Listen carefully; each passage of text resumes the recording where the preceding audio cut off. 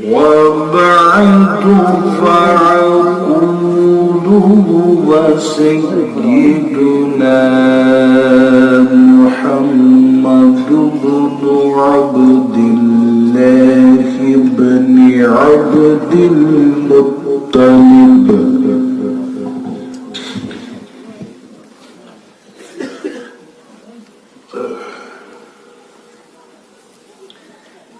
واسمه شيبة الحمد حمدت خصاله السنية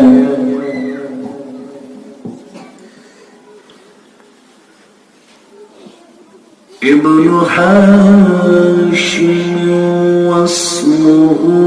عمرو بن عبد مناف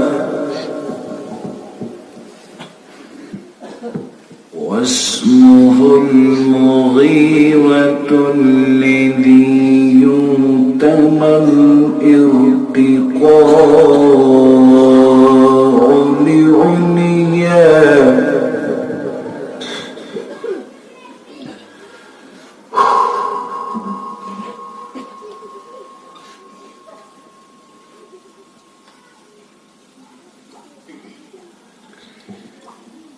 ابن قصي واسمه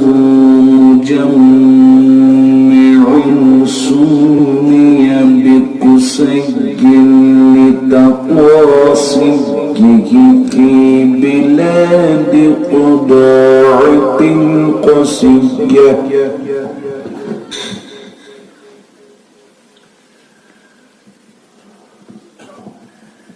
إلى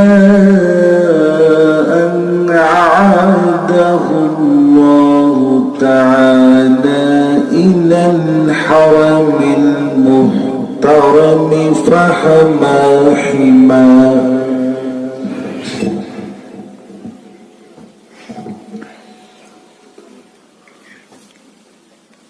ابن كلاب واسمه حكيم بن مرة بن كعب بن لبي بن غالب بن فهر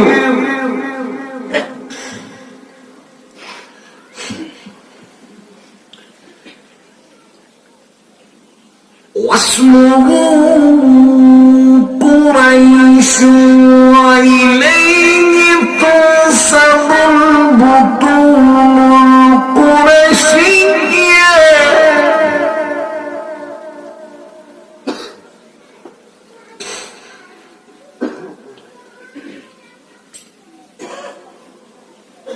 وما فوقه كناني كما جنى إليه الكثير وارتضاه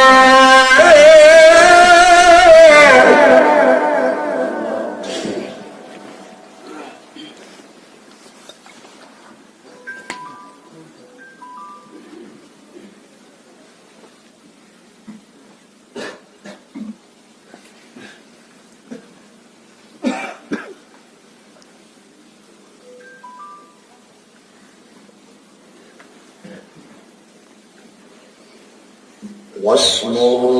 قريش وإليه تنسب البطون القرشية وما فوقه كناني كما جنح إليه الكثير وارتضاه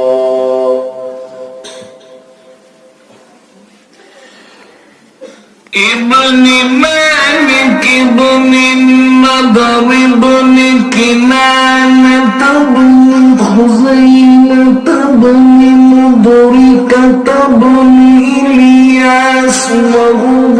أول من أخذ البطن إلى الرذاب الحرمية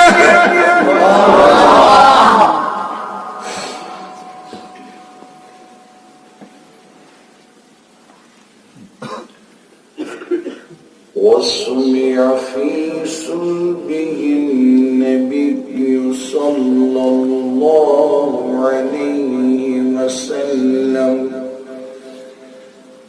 ذكر الله تعالى ولبى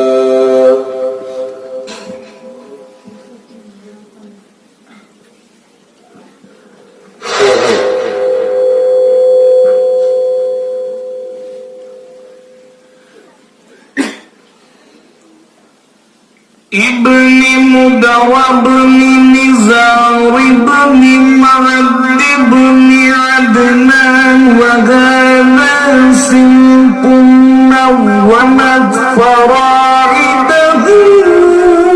بنان سنة السني ورفعه إلى الخليل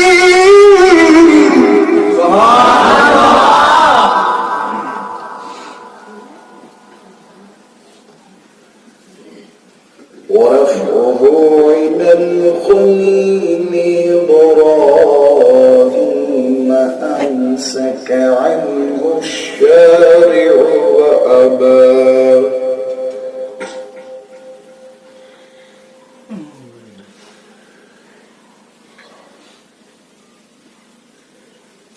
وعدنان بلا ريب عند ذوي العلوم النسبية إلى الذي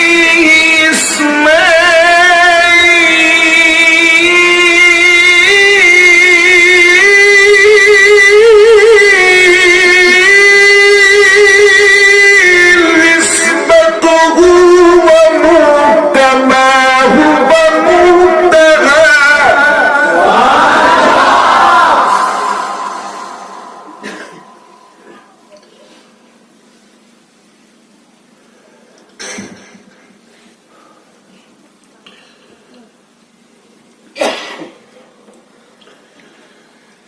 فأعظم به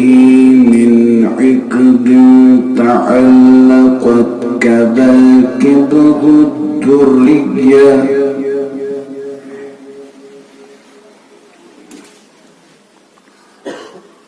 وكيف لا وسيد الأكرم صلى الله عليه وسلم واسطته المتقى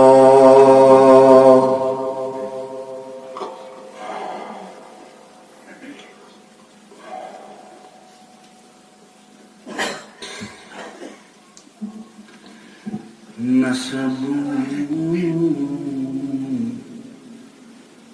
تحسب الغلا بغلا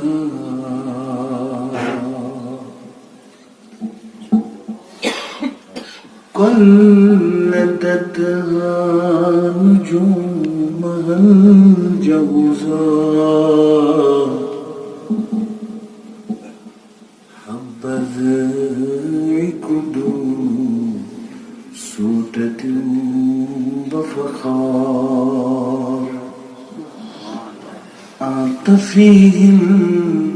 يتيمة عصماء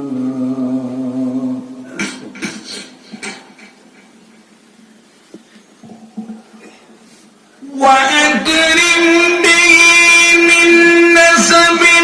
طهر الله تعالى من صفات الجاهلية وتزين العراقي مائده سبحان الله في مورد الحني بررا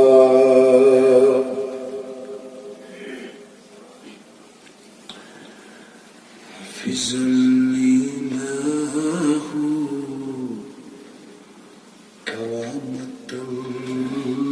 لمحمد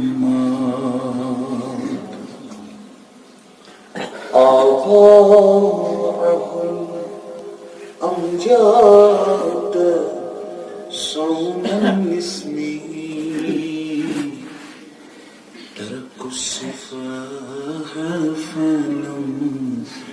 يصبهم عرفه من آدم وإلى أبيه وأمه.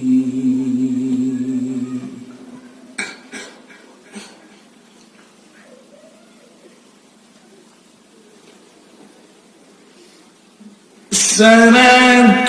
سلام نور النبوة في أسارير بررهم البهي وبدر بدره في جبين جده عبد المطلب وابنه عبد الله. أطر اللهم قبره الكريم بعرف شديد